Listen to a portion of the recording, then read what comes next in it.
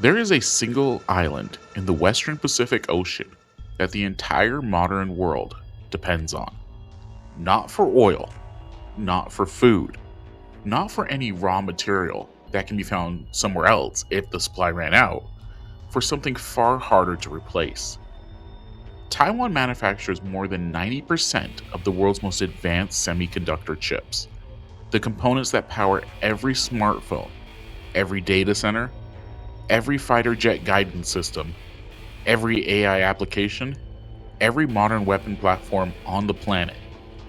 No other place on Earth comes close. The gap between Taiwan and the next closest competitor is not small. It is measured in years of research, billions of dollars of infrastructure, and a concentration of human expertise that took 3 decades to build and cannot simply be reconstructed elsewhere. Historian Chris Miller, author of Chip War, put it plainly: controlling advanced chips is like controlling oil in the 20th century, but far more concentrated. Oil has dozens of producers. Advanced chips have one. How a subtropic island that most people couldn't have found on a map in 1960 became the single most crucial manufacturing location in the history of human technology? That is the story of Taiwan's semiconductor industry. And it begins not with genius, and not with luck, but with a deliberate decision made by a government that had almost nothing and bet everything on a single idea.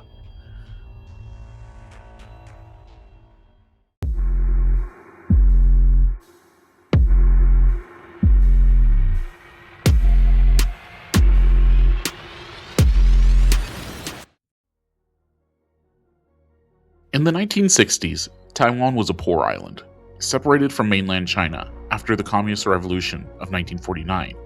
The nationalist government under Chiang Kai-shek had retreated there with 2 million soldiers and refugees and built a state from almost nothing. The economy was agricultural. The exports were textiles and cheap consumer goods. The development path looked like every other developing economy in Asia. But the Taiwanese government had been watching something happen in California. In Santa Clara Valley, American companies were producing a new kind of product. Small, improbable, increasingly powerful devices made from silicon, transistors, integrated circuits, semiconductors. The stuff that, within a generation, would become the foundation for the entire global economy. Taiwanese leaders decided this was where they wanted to go. Not textiles, not plastic toys, chips. In 1973, the government established the Industrial Technology Research Institute, ITRI, to do one thing: develop the technological capabilities Taiwan didn't yet have. It would send engineers to the United States to study at American companies, license American technology, and bring it back. It was a systemic, state-directed effort to compress decades of industrial development into years. By the early 1980s, Taiwan had semiconductor fabrication experience, a growing pool of trained engineers, and a government willing to write large checks. What it didn't have was a strategy for competing with American and Japanese giants who were already dominating the industry. That strategy was about to walk through the door. His name was Morris Chang. He was a 45-year-old, and he had an idea that nobody in the semiconductor industry had tried before. Morris Chang had spent 25 years at Texas Instruments, rising to senior vice president, running the company's global semiconductor business. He was one of the most experienced semiconductor executives in the world. And at Texas Instruments, he had watched something that most of his colleagues had missed. He had watched chip design and chip manufacturing drift apart. Design was getting more specialized, more creative, more dependent on the specific version of the people who did it. Manufacturing was getting more capital intensive, more demanding, requiring even larger investments and ever more sophisticated equipment. The two activities were pulling in different directions, and yet Every major semiconductor company was still trying to do both under the same roof, design their own chips and manufacture them in their own facilities. Chang thought this was wrong. He thought the industry was heading towards a world where chip design companies, especially smaller startups with brilliant ideas but no capital, would want to outsource their manufacturing to someone who did it exclusively, at scale, with total focus. A factory that manufactured chips for other companies rather than competing with them. Nobody had built that company. The foundry model, a pure manufacturing business with no chip design of its own, did not exist in 1985. When the Taiwanese government recruited Chang to come to Taiwan and build the country's semiconductor industry, he pitched them this idea. Not a Taiwanese version of Intel or Texas Instruments, something new. A company whose only product was manufacturing excellence, that would work on any chip designer, compete with none of them, and attract customers precisely because it posed no competitive threat to them. Texas Instruments said no when Taiwan asked them to invest. Intel said no. Only Philips, the Dutch technology company, agreed, putting in $58 million and licensing its product technology in exchange for 27.6% stake. The government of Taiwan funded the rest, and in 1987, at the age of 56, Morris Chang founded Taiwan Semiconductor Manufacturing Company, TSMC. Its first American customer was Intel, which used TSMC to manufacture older generation chips, so Intel could free up its own capacity for leading-edge products. Landing Intel as a customer within the first year was a signal to the entire industry. This was real. The foundry model worked for a reason that had become clearer with every passing year. Chip design was becoming more expensive and more specialized, while chip manufacturing was becoming more capital intensive than almost any other business in the history of human industry. Building a single state-of-the-art fabrication plant, a fab, cost upwards of $15 to $20 billion. The equipment inside it, built to tolerances measured in atoms. The ASML Extreme Ultraviolet Lithography machine that etches the smallest circuits onto the silicon wafers cost more than $150 million each, and are so complex that only one company in the world can build them. A semiconductor fab is arguably the most sophisticated manufacturing environment ever created by human beings. TSMC invested in this infrastructure with a ferocity no chip designer could match. Because chip design companies didn't need to. They could outsource it to TSMC and put their capital into design instead. This created a virtuous cycle. The more customers TSMC attracted, the more revenue it had to reinvest in better manufacturing technologies. The better its manufacturing technology, the more customers it attracted. The numbers are staggering. In 2003, a down year for the semiconductor industry, TSMC alone spent approximately $40 billion on capital expenditure and research and development. The entire US CHIPS Act, the most ambitious government semiconductor investment program in American history, committed $52 billion over multiple years. TSMC spent nearly that in a single year. By the early 2020s, TSMC was manufacturing chips for Apple, Nvidia, AMD, Qualcomm, Broadcom, MediaTek, and dozens of other companies. Its customers included virtually every major technology company on Earth. Apple's iPhone processor, Nvidia's AI chips powering the data centers running ChatGPT, and every other major AI system. AMD's processors, the guidance systems in Americans' military hardware, all of it made in Taiwan. And the gap between TSMC and everyone else kept growing. While competitors stalled at older process nodes, TSMC reached 7 nanometers, then 5, then 3, then 2.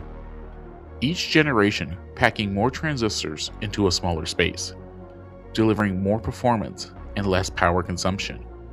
A 2 nanometer chip delivers 45% better performance than a 7 nanometer chip, while using 75% less power. Morris Chang described the trajectory with characteristic precision. In the 1950s, a single transistor cost $2 or $3. Today, a smartphone contains 10 to 20 billion transistors. The cost of a single transistor is now $1 nanodollar, 1 billionth of a dollar. The relentless cheapening on computer power is what made technology ambiguous, and TSMC is the engine that made the cheapening possible. Taiwan has a problem that has nothing to do with semiconductors and everything to do with geography and history. China regards Taiwan as a breakaway province that will eventually be reunified with the mainland, by negotiations if possible, by force if necessary. The People's Liberation Army has conducted military exercises around Taiwan with increasing frequency and scale. Chinese military officials have publicly discussed blockade scenarios. Taiwan's defense ministry has reported Chinese military aircraft entering its air defense zone more than 200 times a month. The question that keeps strategists and executives and defense planners up at night is whether Taiwan's semiconductor dominance makes it safer or more dangerous. The theory of the Silicon Shield goes like this: the world's most powerful economies depend on chips made in Taiwan. China depends on chips made in Taiwan. In 2023, China purchased more than half of all Taiwanese semiconductor exports. A war over Taiwan would disrupt chip production so catastrophically that every major economy on the earth would suffer immediate and severe consequences. Therefore, no rational actor would risk it. The counter-argument is equally sobering. If Taiwan's chips are so valuable, China has every reason to want to control them, not destroy them. A scenario in which China gains indirect control over Taiwan through coercion, blockade, or political pressure, rather than outright military conquest, is one in which Beijing decides who gets access to TSMC's manufacturing capacity and who doesn't. That scenario is arguably more dangerous than an invasion, precisely because it is more plausible. And there is the harder problem still. TSMC's fabs are extraordinarily complex ecosystems, not just buildings with machines in them. They depend on Dutch lithography equipment from ASML, Chinese chemicals, American design software, a workforce of tens of thousands of specialized engineers who have spent years or decades learning to operate at a frontier that physics allow. Even if the buildings survive a conflict intact, the fabs would not operate without a global supply chain that feeds them. TSMC's own chairman has stated publicly that the fabs would be inoperable without their external connections.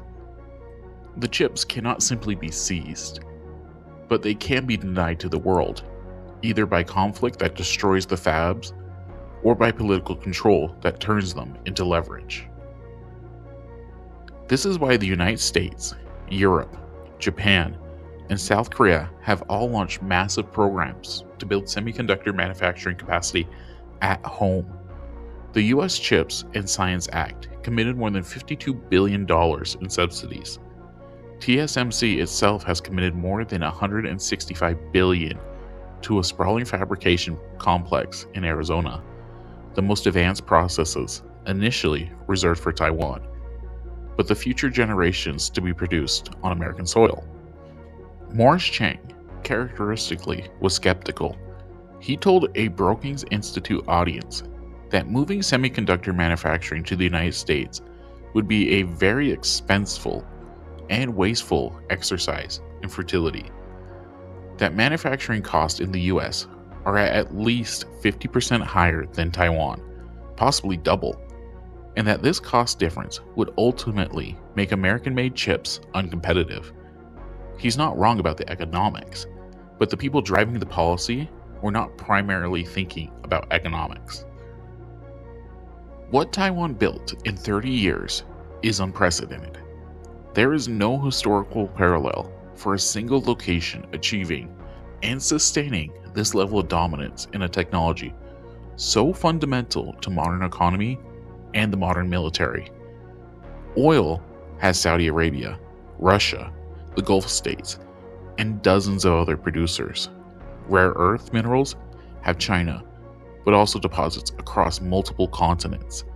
Advanced semiconductor manufacturing, the kind that produces the chips in your phone, the chips training AI systems, the chips guiding precision weapons, has Taiwan. One island, one company producing 90% of what the world's most advanced technology requires. That concentration is both the source of Taiwan's extraordinary importance and its most dangerous vulnerability. It is what gives a 23 million person island leverage over the most powerful nations on Earth. And it is what makes the question of Taiwan's political status something that great powers are willing to spend trillions of dollars and potentially risk war over. Morris Chang once described what Taiwan had built as a puzzle that came together from several pieces.